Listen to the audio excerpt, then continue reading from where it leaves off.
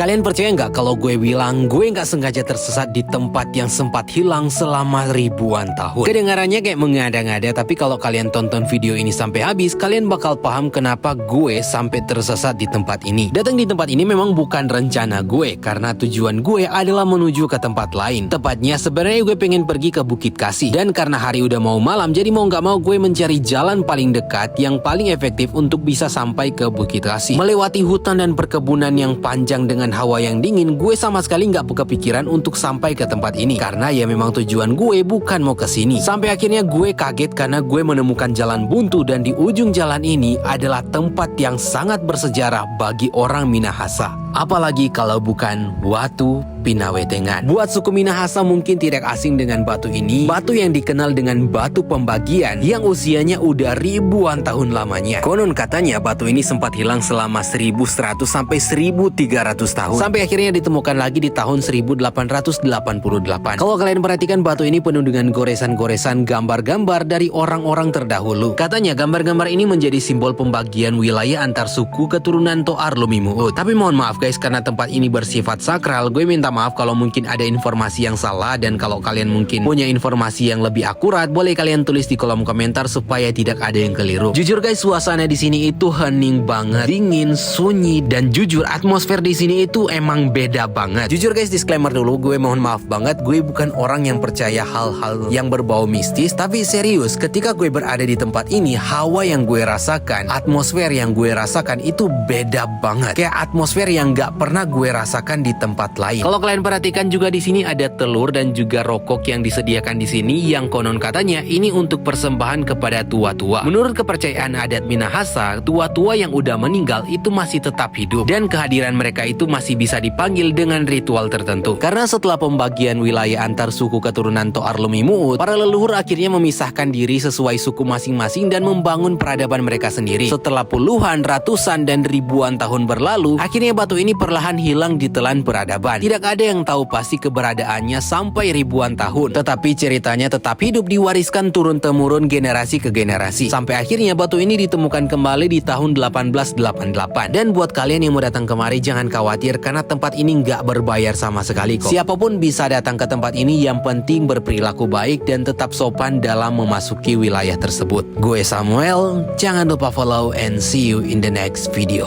Bye-bye.